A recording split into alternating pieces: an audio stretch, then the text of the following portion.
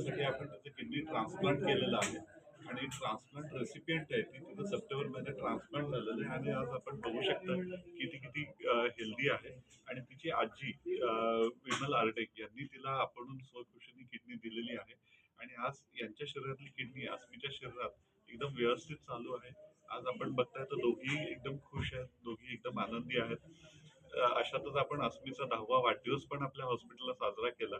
तर माझं सगळ्यांना एकच म्हणणं आहे की वय किती असू दे, किडनीचा किती मोठा गंभीर आजार असू दे, जर फॅमिली खंबीर असेल, भक्कम असेल आणि जर आपण त्याला धैर्याने सामोरं गेलं आणि आपण डायलिसिसच्या ऐवजी ट्रान्सप्लांटचा पर्यायाचा अवलंब केला तर आपल्याला जे आपलं आयुष्य जो ब्रेक लागलेला असतो तो आपल्याला परत आयुष्य पूर्ववत करता येतं.